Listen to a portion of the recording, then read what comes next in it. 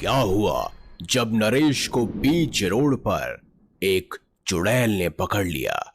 उसके बाद जो उसके साथ हुआ वो आपको हैरान कर देगा। इस वीडियो को अंत तक जरूर देखिएगा ताकि आपके मन में भी डर पैदा हो सके। नरेश आहूजा जो उत्तर प्रदेश में गोरखपुर के रहने वाले हैं।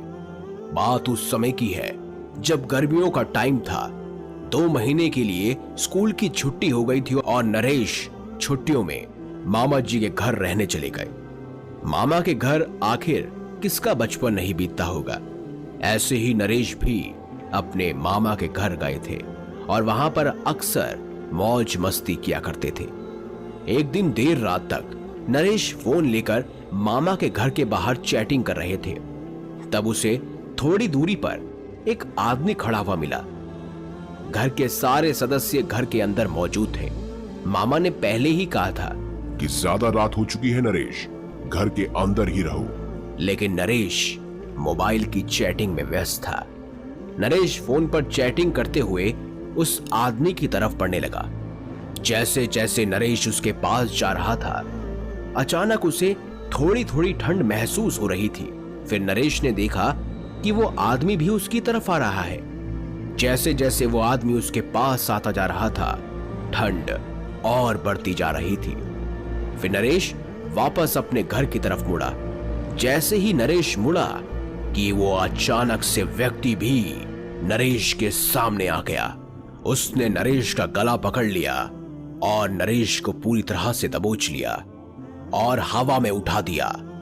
थोड़ी देर बाद एक सफेद कलर का कपड़ा शरीर पर लिए हुए बहुत सारी औरतें अचानक से नरेश के पास आई। औरतें देखने में तो बहुत सुंदर लग रही थी, मगर जब नरेश की नजर उनके पांव पर पड़ी तो उनके पांव भी उल्टे थे। अब नरेश समझ चुका था कि वो चुड़ैलों आत्माओं के चपेट में आ गया है और अब उसकी जान बच पाना लगभग नामुमकिन है। नरेश ने तुरंत ही घबराते हुए अपनी आंखें बंद की और जोर जोर से हनुमान चालीसा पढ़ना शुरू कर दिया।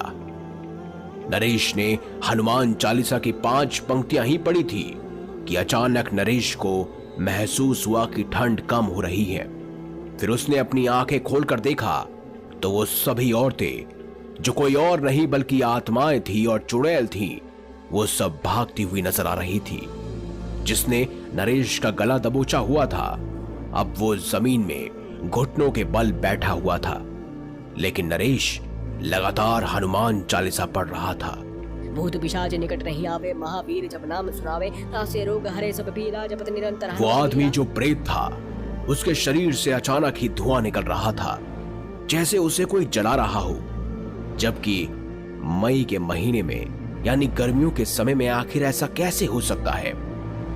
नरेश लगातार हनुमान चालीसा पढ़ता रहा और वो प्रेत चिल्लाता रहा, मुझे बख्श दो, मैं यहां से दूर चला जाऊंगा, मुझे बख्श दो, ये मत पढ़ो, मुझे बख्श दो। लेकिन नरेश लगातार हनुमान चालीसा पढ़ता रहा। देखते ही देखते वो प्रेत अचानक न जाने कैसे वहां से गायब हो गया।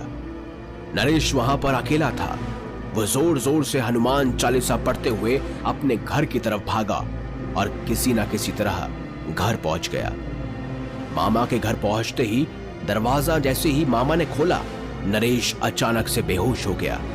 उसे पता ही नहीं था कि उसके साथ अब क्या होने वाला है। फिर जब नरेश की आंखें खुली तो सुबह हो चुकी थी। वो बिस्तर पर लेटा हुआ था और उसके आसपास सारे परिवार वाले मौजूद थे। नरेश ने सारी बात अपनी मां को बताई और उनकी मां और बाकी लोगों ने उनकी बात पर विश्वास नहीं किया। मामा तक ने कहा, काफी गर्मी हो गई थी, इस वजह से शायद तुम्हें चक्कर आ गए होंगे और तुम वहीं पर बेहोश हो गए थे। इसके बाद नरेश ने लगातार उन्हें समझाया, लेकिन कोई भी उसकी बात पर यकीन नहीं कर रहा था।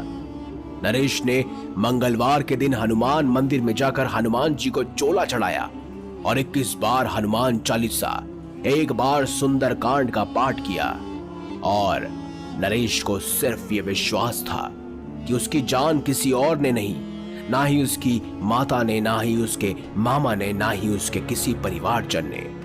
किसी ने भी उसकी जान नहीं बचाई, क्योंकि किसी को भी इस बारे में कोई अंदाजा था ही नहीं। जिसने भी उसकी जान बचाई वो कोई और नहीं बल्कि उनके प्रभु, सबके प्रभु भगवान श्री हनुमान जी थे, जिन्होंने नरेश के प्राण बचाए। आपके क्या विचार है कमेंट बॉक्स में जरूर बताएं। वीडियो अगर आपको अच्छी लगी है तो लाइक कीजिए, चैनल को सब्सक्राइब कीजिए और ज्यादा से ज्यादा शेयर भी कीजिए।